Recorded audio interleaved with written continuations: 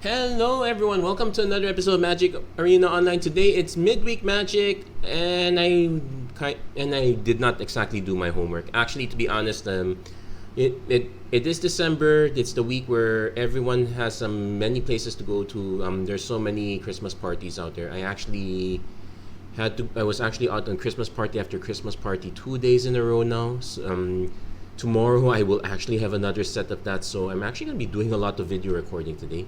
But you know what? If you can't do your own homework, you might as well copy someone else's. Actually, we're going to take a look at an interesting Explorer deck. I kind of wanted to do mono red because it's the typical, if you want to get through midweek Magic really fast, and you CBA'd about it, you might mono red's the way to go. Then I saw this and I figured, you know what? We kind of want to do an Obosh style deck, and lo and behold, there was one that kind of got a slight boost from Brothers War. Let's show you that deck list. This one is courtesy of Skura. You can find the list on MTG Arena Zone. I'm going to put the proper link on the description here. He does play it as a best of 3. We're just gonna play it as best of 1 because we just want to play this for midweek Magic. I might consider making some amendments to fit the best of 3. To play this myself. I probably would make some changes along the line. But very quick look. Of course, we got Obosh the Prey Piercer. Might as well zoom in on this. Yeah, we can actually just skip this. We can skip the sideboard, but for the most part, it's key cards like Soul Guide Lantern, more fries, a few squeeze for continuous hitting. Goblin Chain Whirler against Go Wide, Rampaging Frostodon against Life Gain. But the main gist of the deck is everything is odd costed. So we do have one air quotes even mana cost in Stomp. That's the Adventure Half Bone Crusher Giant. Gives us a little extra damage source.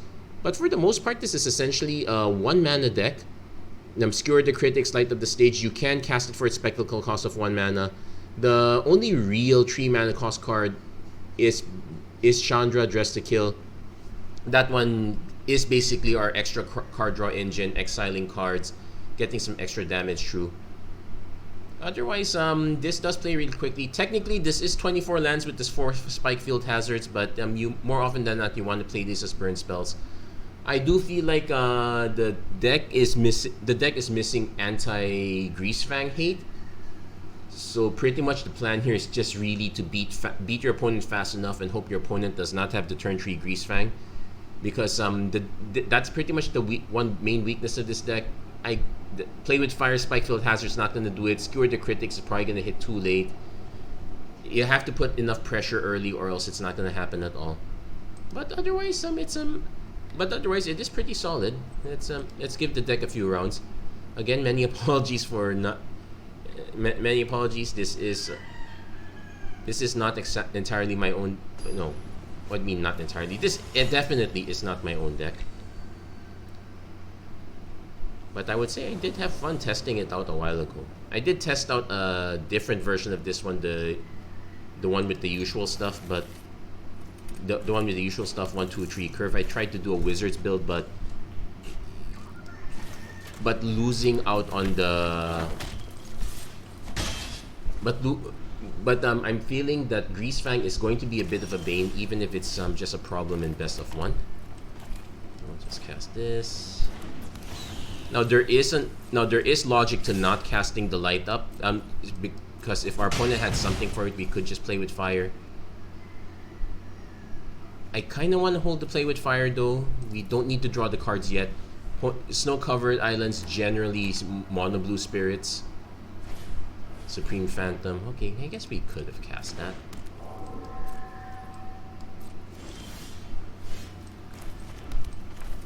Okay, but now we have support. Opponents should find this very suspicious, and rightfully so. So we're gonna whiff on the prowess trigger. We're gonna go light up the stage first. We might hit our own some. Okay, Did not, but we will definitely skewer this Phantom.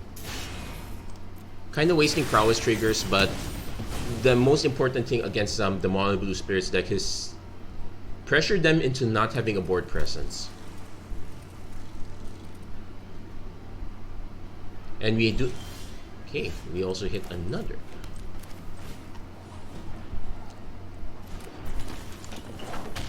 So this time we do have a play with fire as an option here. I am quite tempted to just blast one on the face, but let's pass. Because usually it's the flash creatures that are the concern here, so having an option to, yeah, like that would be a good example.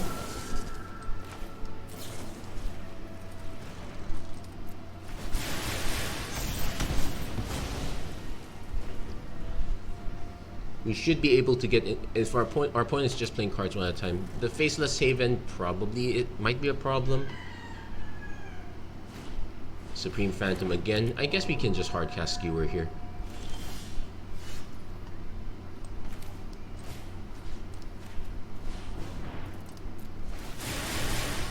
And if not, Spikefield Hazard, Geist Light Snare, just to counter it, sure. We still get our prowess triggers, which is the important part here. And we can actually safely swing.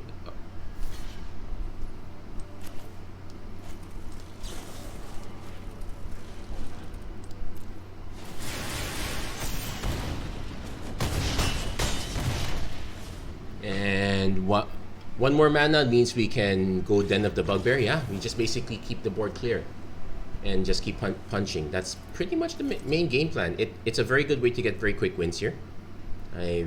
That's what I really enjoy about playing Mono Red.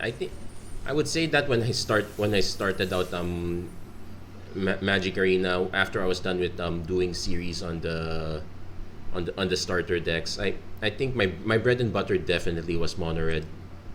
Eventually, of recent, it was Mono White in Standard.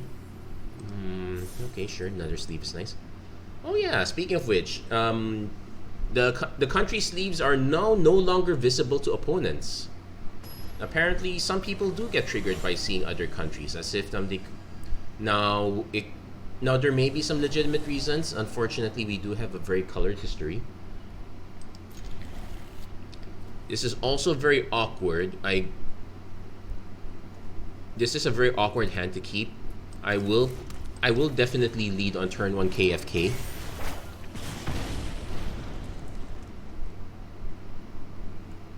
Now this one pretty much replaces Viashino Pyromancer for the most part. I would love to hit at least another untapped mana as a source. Okay, we did get there.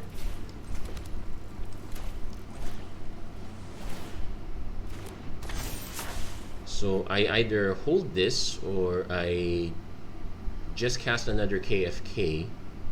Not the worst idea. Yeah, let's put some pressure. Let's cast another KFK.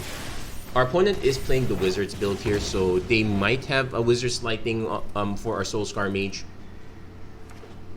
We will still have cards to beat down with, so it's not the worst. Wizard's Lightning, that's predicted.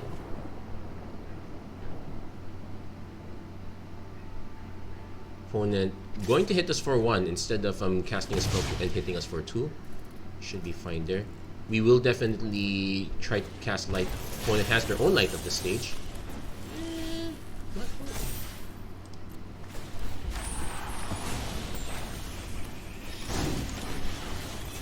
So our plan is to cast our own Light up the stage and see if we can hit a cheap creature.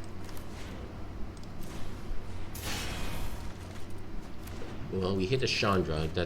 We have next turn for Chandra. I can go Light up the stage again, but we'll probably miss a lot of cards on that point. I think the better bet is actually just to skewer G2 Lava Runner and pass.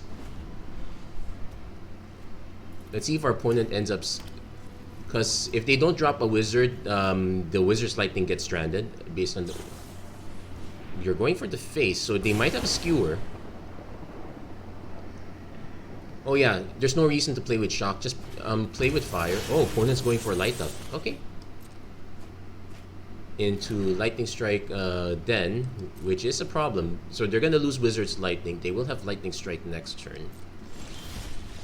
And opponent concedes. Looks like they could not chain the right burn spells in time. But yeah, definitely there is no reason to play. Well, I could see 4 shocks, 4 play with fires, but probably a bit overkill on the burn package at that rate. I think it is definitely more correct not to run plain shock. Heck, even burst lightning, which hits any target if I'm not mistaken, that one's still functionally better, and that's also available.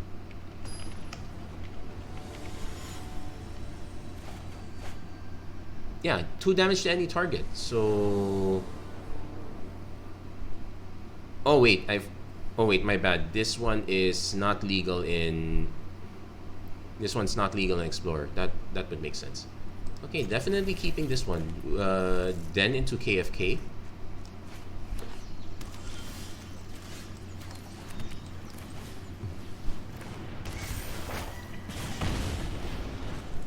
So if our opponent drops something that's big enough that we need to skewer, we have a second KFK for that.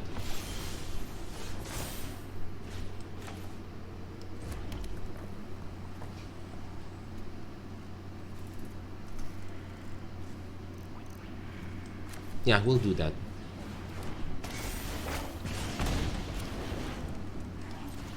Now, there is an argument for going Bone Crusher first because our opponent could just have the Resplendent Angel instead.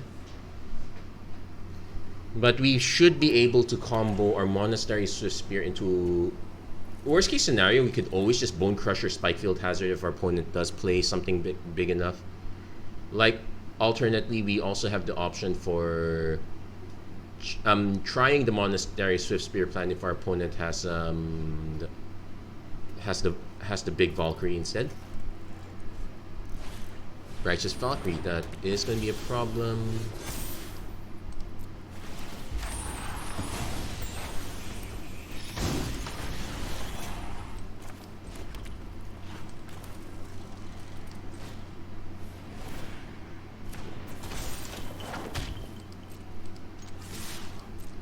Pretty sure opponent does not. Yeah, I'm pretty sure the opponent respects it, so we're gonna let that go. We're gonna hope our opponent. Yeah, so not using Bone Crusher and Jad. Yeah, that was a mistake. I kind of forgot that they had Resplendent Angel, Righteous Valkyrie there. Thankfully, they have another Jada.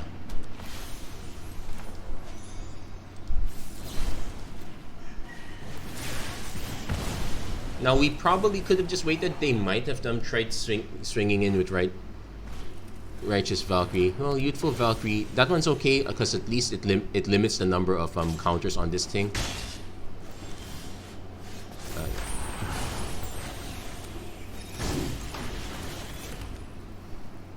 I am tempted to actually take Obosh, but we ideally would like to have a 5th mana for that job. So what I'm going to do is...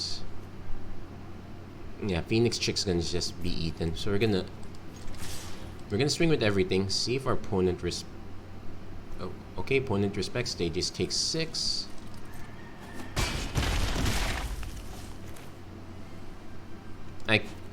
I could just take a gamble, try to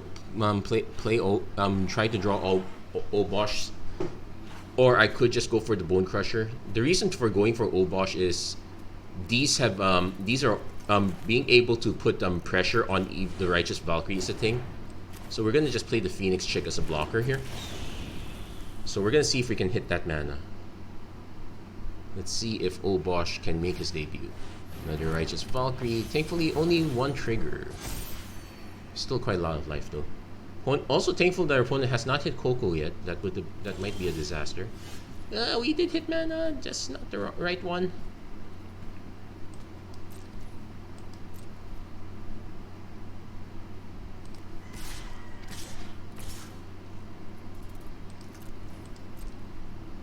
See, I think our opponent... That's it. If our opponent does give us the opportunity, I will blow both Spikefield Hazards.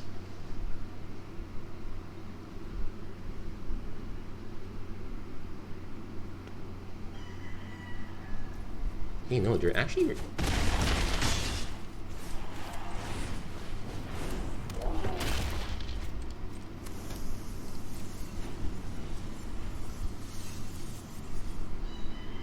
So if we can hit... Our opponent will probably gain a lot of life off. So they do get an extra token. So we really need to cast Obosh next turn. Opponent's probably still not gonna swing. But we know that this hits for 4, this hits for 4, this hits for 4, this hits for 8. We will end up trading quite a bit though.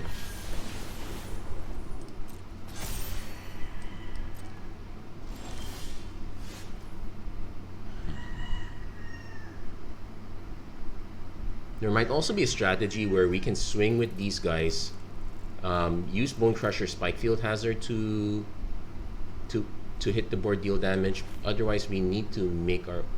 Also, because Youthful Valkyrie is going to eat one of our etchings, which is not the worst thing, but I think I would rather hold this up. 3, 4, 4, 5.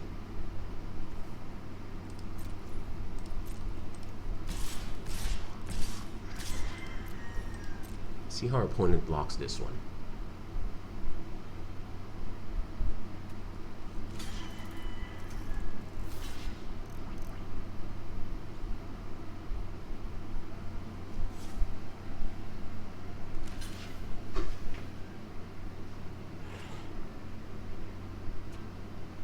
Actually, with this, I am willing to let go of one etching and just blow up their Splendid Angel.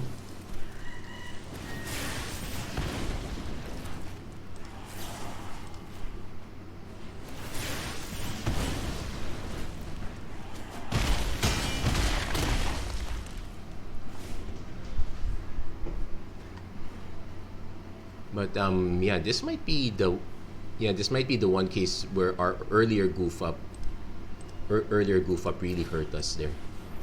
Speaker of the Heavens gains 2 life. Not the Inspiring Overseer is probably a bigger problem. Thankfully, it's a toughness check.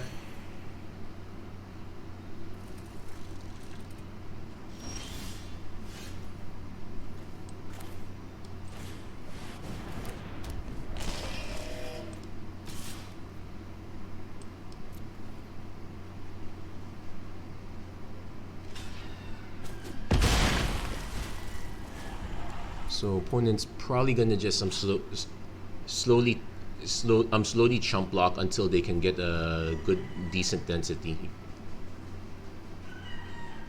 Another burn spell would be nice. We kind of Inspiring Overseer. That's 26, 27. So that puts him in crit. So thankfully we can still block Speaker of the Heavens. We will and we can chump block one flyer. How do we deal enough damage to get past? Yeah, this is probably not winnable at our point.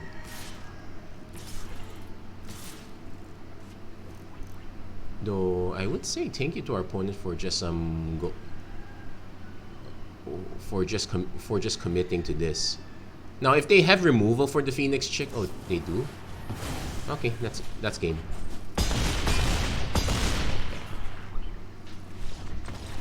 So, actually, well, I'm pleasantly surprised. I'm pleasantly surprised. Most Angel decks don't run removal at all. So, so actually, good job for our opponent there. Yeah, so we had a better chance of taking out that one Righteous Valkyrie if we use Stomp instead of going for the multiple KFKs. We didn't really need them right away, so that's one thing to keep in mind. Definitely still keeping this one. We are only running like 20 lands, and we're trying to avoid using the Spike Field Hazards as lands if possible.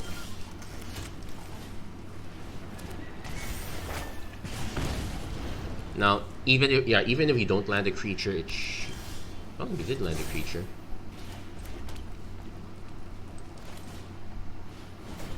Opponent might have a counter for this. It's fine. Nope, no counter. We will swing. And we probably just played the other KFK. Now, we could have just held back. Yeah, they had disruption. That's fine. I guess we could have also just held back and just went for the play with fire plan.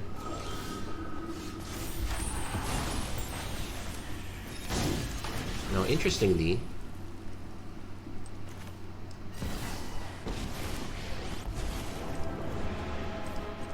don't think a fancy Chandra also works here. Come here to fight. You're lucky this is a warning shot. And I think this might be some attempt at the Lotus Field deck, so let's try not to let that happen.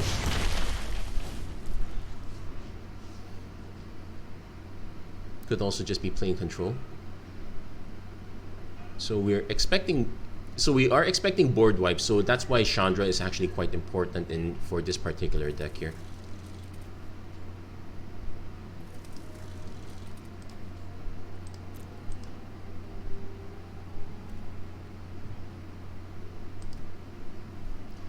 Now, let's see. Definitely, if our opponent doesn't present us with anything to burn out or incentivize us to play KFK with our next card draw. Never mind, opponent conceded. Opponent might actually be playing Lotus Field combo if losing the Strict Proctor ended the game.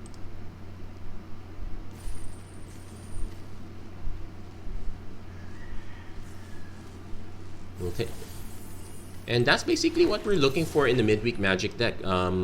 Enough wins to fast enough to churn out enough wins that you can play through. And in cases where you have the feeling that you're probably lost, there's no shame in conceding. You can just concede right. You can concede at that moment. That we have something. This is actually a very good choice, I would say. This will probably let's see. I'll try to lead with Swift Spear if possible first, because Phoenix Chick at least has evasion. There's an argument for just leading on Soulscar Mage, but considering our spells right now are sorceries, that's not no dice there. Llanowar Elves. So we will do the KFK.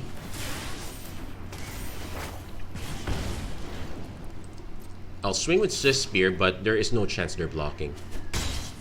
And you know what they say, burn the elf. Now we could have done that gained an extra damage, but I was trying to see if our opponent was actually willing to trade. Guess not.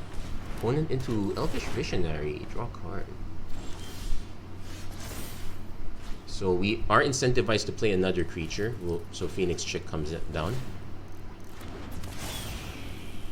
We definitely want to light up the stage here. So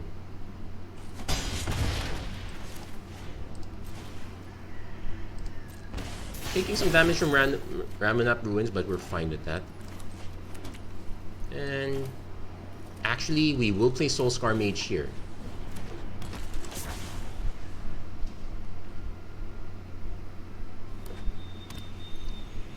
Opponent probably in line for one of the big drops, most likely a Steel Leaf Champion. No, Dwynen's Elite.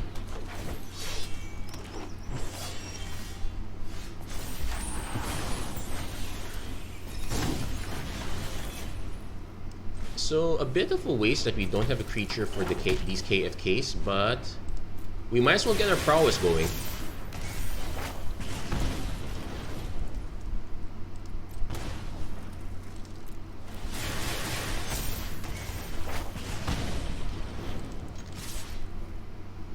That should definitely force some, even if it's just a minuscule number of blocks. Yeah, there we go. And if we're able to clear a board against against elves, that's actually a very good thing. Now we are kind of shy on opponent going Elvish Warmaster. They probably have a follow-up, Dwynen's Elite, but they are missing. They don't have an anti-flyer tech right now. We are unfortunately missing the creature spell, so that's a wash.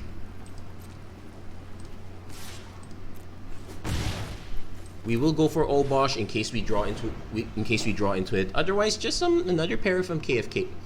Another pair of etchings would be quite good.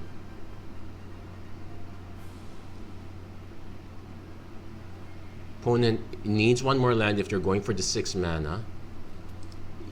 No Allosaurus Shepherd here. Elvish War Master kind of needs 7 mana. So, yeah. We are missing our mana here, but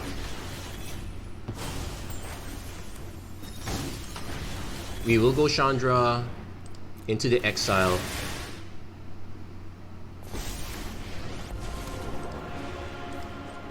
Listen, pal, I'm with the Gatewatch, so you might as well. We can cast it this this turn. is a fun idea. Probably not swinging. Actually, you know what? We will swing with it. Let's complicate combat math. Opponent does have a Coco, so they would be able to get some decent blocks.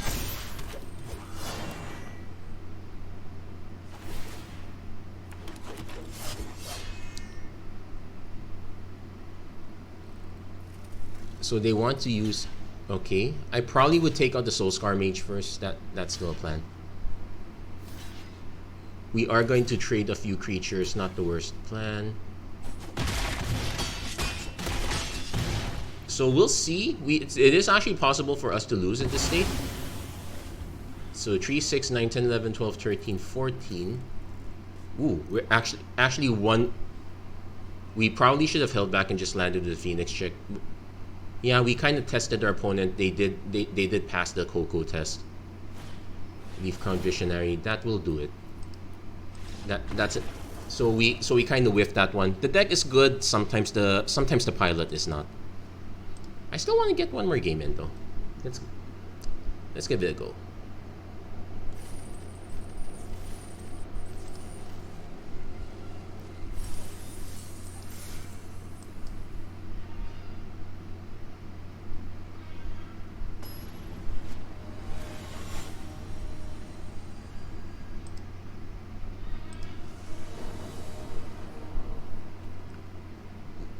Now this one is really sketchy, but it is still a 2-lander, and we have a lot of our 1-drops. I can just do KFK into KFK into Swift Spear into KFK into Swift Spear. If we basically do the slow boat plan. Opponent does have a Lunarch Veteran, so definitely still want to do.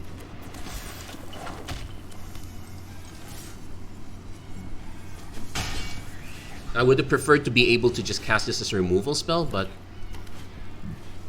especially when our opponent has Bishop of Wings, but let's see. So we have 2 damage. 3.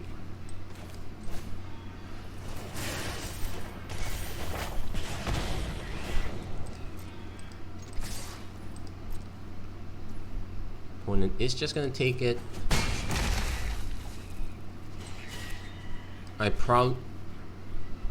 I will snipe the Lunarch Veteran just to... Though I've been misplaying this quite a bit. Because I was thinking if maybe I did not want to snipe it, but hey. So opponent gets back into life.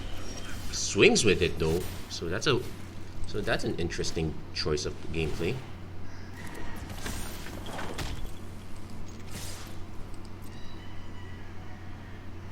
Opponent does offer the trade. So we probably just play another Swift Spear again. Basically holding on to play with fire in case our opponent opponent goes Coco. We could lose depending on what they hit. Yeah.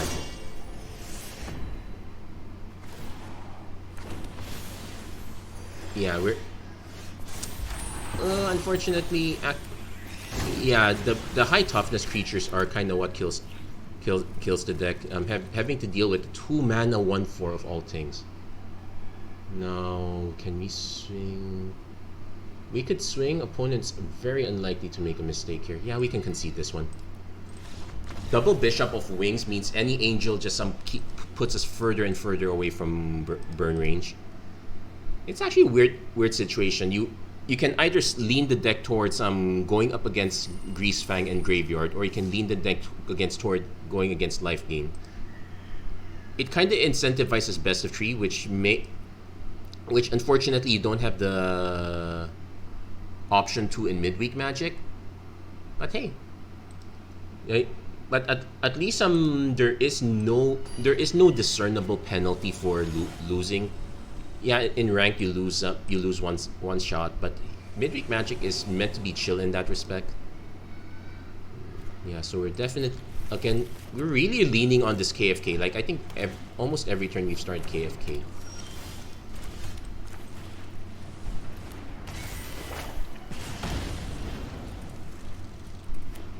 So let's see, Giada, Font of Hope.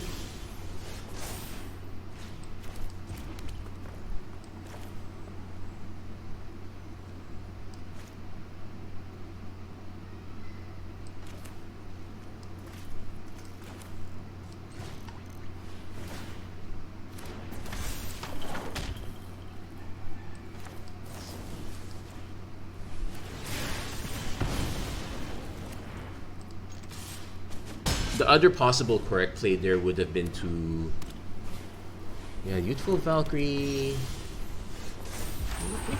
We can stomp it actually.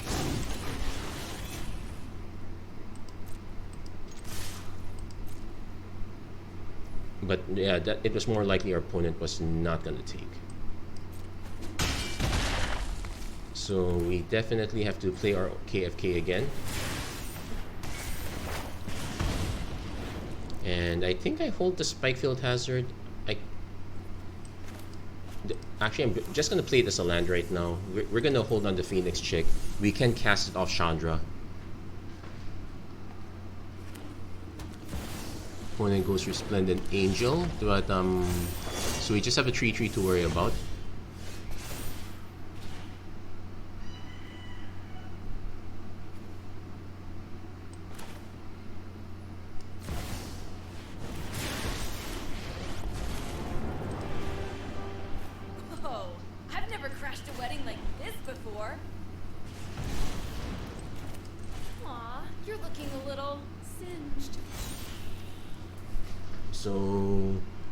I'm going to swing with Swift Spear.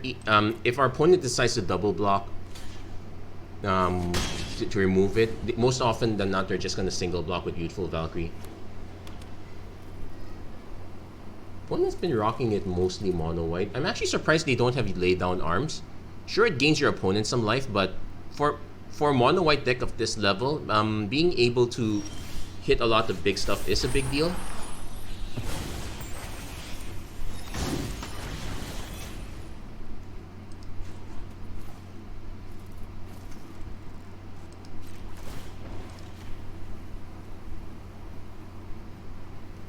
Yeah, we're just going for the damage route. We have a way to use the mana in Monastery Swift Spear anyway. So, and we're holding up Bone Crush, and we're holding up the Stomp, so we actually have some options here. We'll see how our opponent blocks.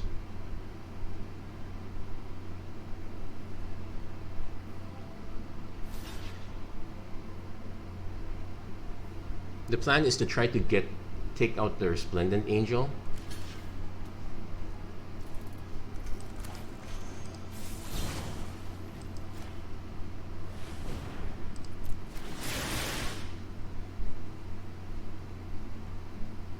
It's a 6 mana to activate, so that... Does our opponent actually have a combat trick? Valorous Stance Indestructible. Nice. Into an Iganjo. Wow, opponent just going off, but they are out of cards and they are actually down to 3. Righteous Valkyrie doesn't gain them life quite yet.